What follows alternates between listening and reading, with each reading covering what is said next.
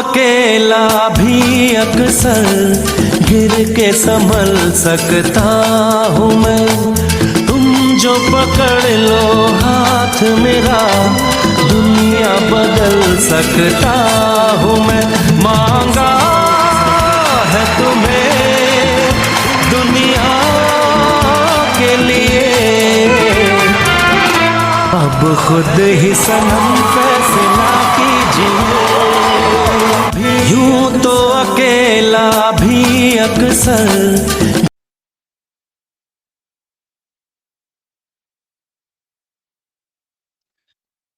उनके लिए तो वही है ना कि सब काफिर हैं।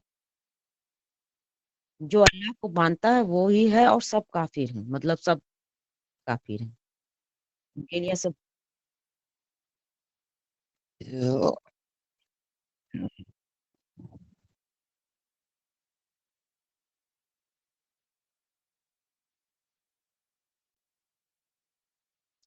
और भयंकर ठंडा कहे नहीं कि भयंकर ठंडा रहेला मन तुम।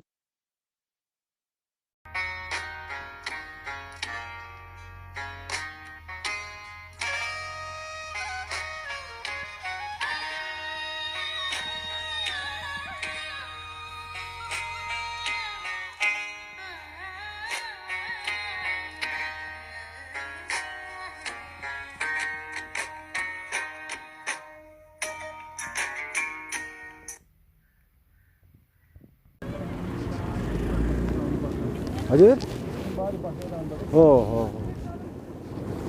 नमस्ते दोस्तों, मेरा नाम राजीव है, राजीव शंकर मिश्रा बनारस वाले।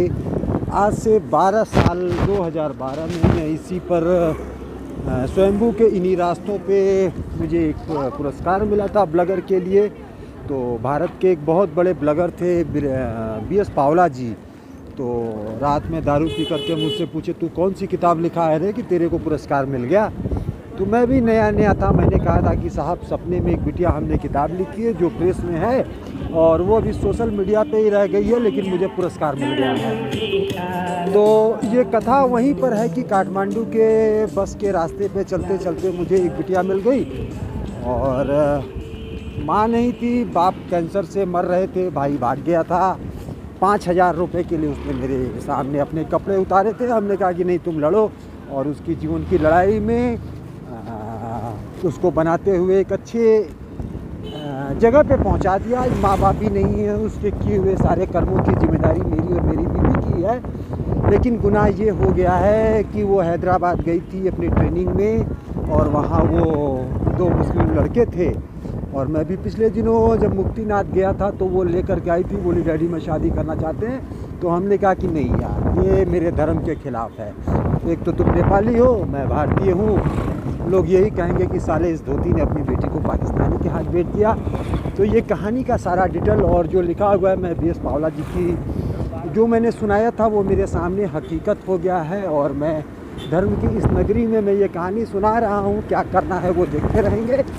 तो मिलते रहिएगा और BS पावला जी तक उनकी आत्मा को शांति हो कि उनके इस जो मैंने सुनाया था, जो 2012 में मैं सुनाया था, जिसके लिए मुझे ये किताब मिली थी, उसका छोटा सा सारांश मैंने सुनाया है। और मेरे साथ हूबहू कैसा हुआ कि 5,000 रुपये के लिए इसी काठमांडू नेपाल में एक बंदीपुर से एक लड़की चल करके आती है इस काठमांडू में अपना जीवन चलाने के लिए। बस में किसी से बात करती रहती है, एक गंतव्य स्थान पर 5,000 रुपये की मैं भी खाली बैठा हुआ था, 5,000 रुपये की मदद की, लेकिन उसने 5,000 रुपये के लिए अपने कपड़े उतार दिए। तो उसका सिर्फ यही था कि अंकल तुमको कुछ करना है तो कर लो, हम ये 5,000 वापस करेंगे कि नहीं करेंगे। मैंने कहा नहीं बेटा, तुमको जो करना है कर लो। तो वो 2 महीने फ़िलहाल पढ़ी और कंप्यूटर का कोर्स कराया। फिर वो अपने बंदीपुर चली गई, वहाँ पर एक फाइनेंस होता है, सेमी फाइनेंस बोलते हैं, वहाँ पे जॉब था। फिर मेरे एक दोस्त थे जो दुबई में एक डाटा सेंटर में काम करते थे, उनको एक नेपाली की ज़रूरत थी। मैंने अपनी बेटी को भरवाया, उसका वीज़ा पासपोर्ट सब हो गया है और अभी मेरे से झगड़ा करके वो बात नहीं कर रही है। अपने दोनों मुस्लिमों के साथ वो मनांग में है, मेरा फ़ोन भी नहीं उठा रही है। और उसकी अगर जिद है कि शादी करनी है तो मैंने ये कह दिया कि मुझे जीवन में बेटी नहीं चाहिए। इस कहानी का मैं ख़त्म करता हूँ और हम नेपाल में हम अपना बिजनेस करेंगे और इंडिया जाएंगे, नेपाल छोड़ देंगे, बाय बाय, और टिम्बर का चौक खाएंगे।